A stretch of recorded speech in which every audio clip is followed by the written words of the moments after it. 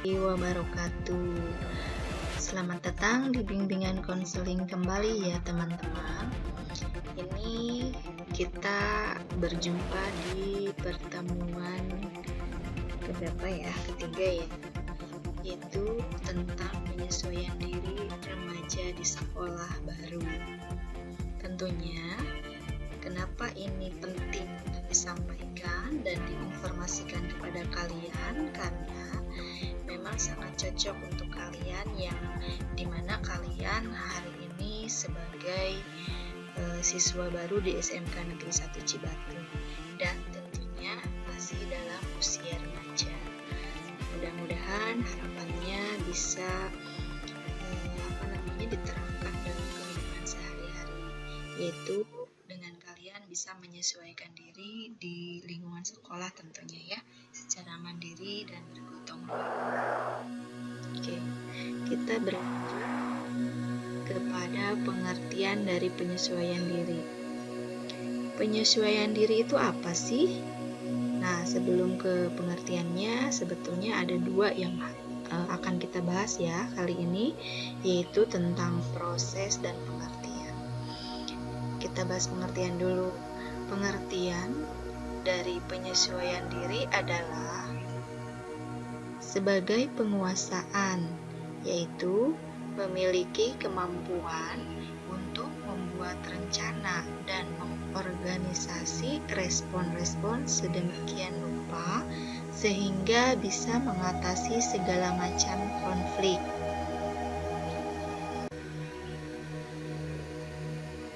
Sebagai penguasaan, yaitu memiliki kemampuan untuk membuat rencana dan mengorganisasi respon-respon sedemikian rupa sehingga bisa mengatasi segala macam konflik, kesulitan dan frustasi secara efisien. Individu memiliki kemampuan menghadapi realitas hidup dengan cara yang adekuat. Itu pengertiannya ya.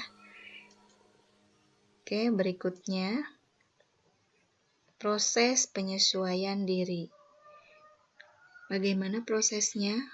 Di sini, proses bagaimana individu mencapai keseimbangan diri dalam memenuhi kebutuhan sesuai dengan lingkungannya. Respon penyesuaian, baik atau buruk secara sederhana, dapat dipandang sebagai suatu upaya individu untuk mereduksi atau menjauhi ketegangan dan untuk memelihara kondisi-kondisi keseimbangan yang lebih wajar. Dalam proses penyesuaian itu dapat saja muncul konflik, tekanan, dan frustasi, dan individu didorong meneliti berbagai kemungkinan perilaku untuk membebaskan. Oke, lanjut ya. Kita ke karakteristik penyesuaian diri. Apa saja? Pertama, tidak menunjukkan adanya ketegangan emosional, tidak menunjukkan adanya mekanisme-mekanisme psikologis. Berikutnya, tidak menunjukkan adanya frustasi pribadi. Berikutnya, memiliki pertimbangan rasional dan pengarahan diri. Berikutnya, mampu dalam belajar. Kemudian, menghargai pengalaman. Dan yang terakhir, bersikap realistik dan objektif. Itu semua yang termasuk kepada karakteristik penyesuaian diri. Oke, di sini ada yang namanya ada 5 poin ya. Semuanya adalah faktor-faktor yang mempengaruhi proses penyesuaian diri.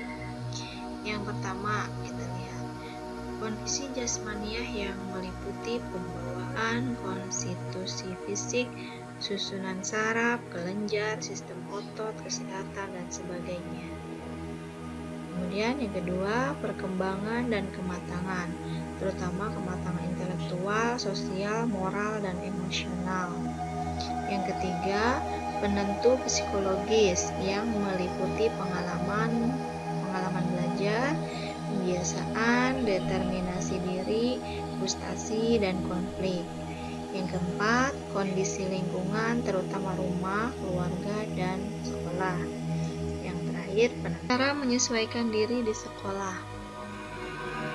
Ada beberapa cara untuk kalian bisa menyesuaikan diri di sekolah.